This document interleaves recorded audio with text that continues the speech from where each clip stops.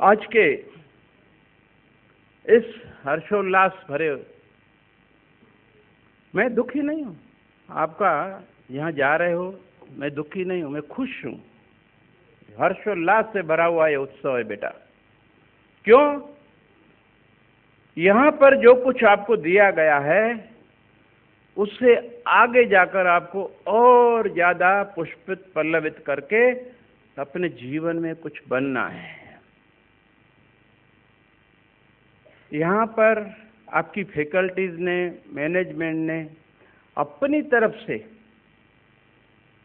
जी तोड़ जो कुछ भी वो कर सकते थे सब किया। जितना ज्ञान था आपके अंदर उंडेलने की कोशिश की।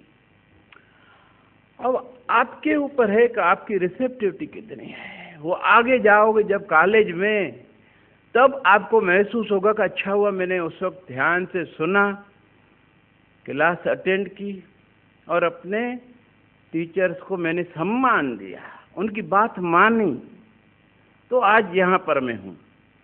क्योंकि 12th में आप जानते हो पासिंग मार्क 60%। अगर 60% से 0.1% कम आया तो कोई वैल्यू नहीं। किसी भी कॉम्पिटिटिव एग्जामिनेशन में आप बैठ नहीं सकते, जानते हो ना आप लोग बेटा? Everybody knows? गुड।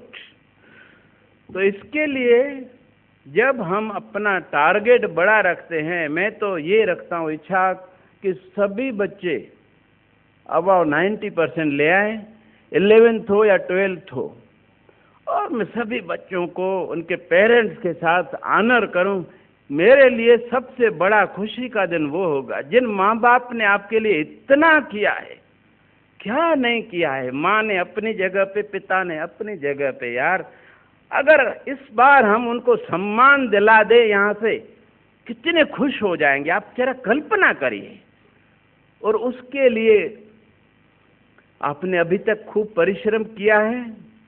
बाकी जो समय बचा है उसमें प्लानिंग के साथ हर एक को मालूम है कि मेरा कौन से सब्जेक्ट में कितना पार्ट रह गया है सिलेबस में से, उसको आप ज्यादा टाइम दीजिए। क्योंकि बाकी में आप जैसे फिजिक्स, केमिस्ट्री, मैथ्स या बायो, जो 3 सब्जेक्ट हैं उनमें आपने 100 भी ले लिए, लेकिन आपकी संस्कृत, हिंदी और इंग्लिश, इसमें आपके यदि कम नंबर आ गए तो बेटा वो लूट लेगी उन तीनों को।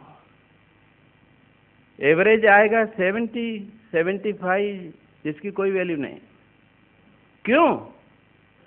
एक बात तो ये आपको मैं जीवन भर कहता रहा हूं, आज भी कहूंगा, अखबार पढ़ना शुरू करो मेरे दोस्त। क्योंकि कॉम्पिटिटिव एग्जामिनेशन में 60% वो आएगा जो आपको क्लासरूम में और कोचिंग में पढ़ाया गया है, 40% आएगा जो आप न्यूज़पेपर्स में पढ़ोगे, what is happening around us in the country and abroad. और इस समय पूरे विश्व में नई नई डिस्कवरीज, इन्वेंशंस, वार्स, टेररिज्म, क्या क्या नहीं चल रहा है यार। ऐसे बदल जाता है रातों रात। तो ये सब जानकारी यदि आपको होगी, रैंक वो ही प्राप्त कर सकेगा। देखो 60 में से 50 तो हर कोई ले आएगा। अब रैंक बनाने के लिए जो डिसाइडिंग फैक्टर है वो आपका जनरल नॉलेज है। और जनरल नॉलेज उसी का अच्छा होगा जो रेगुलरली ऐसा न्यूज़पेपर पढ़े जिसमें देश विदेश की सब खबरें आती हों। वो कौन सा है आपको मालूम है? मालूम है कि नहीं? नहीं मालूम? मालूम है ना? किसको मालूम है? हाथ ऊपर करो यार, मैं भी तो देखूं। यस, किसी को नहीं मालूम? फिर कैसे पढ़ोगे मेरे भाई? हैं भाई, मेरी तो इंग्लिश अच्छी नहीं है, इसलिए मैं इंग्लिश न्यूज़पेपर नहीं मंगाता हूँ। मैं 6 हिंदी न्यूज़पेपर मंगाता हूँ। आजकल न्यूज़पेपर फ्री में आते हैं ना, आपको मालूम है? ये मालूम है कि नहीं मालूम है? मालूम है ना? तो बस। अब इंग्लिश में कौन सा अच्छा न्यूज़पेपर है? हिंदी में तो मेरे लिए भास्कर इज द बेस्ट, उसमें सब आता है।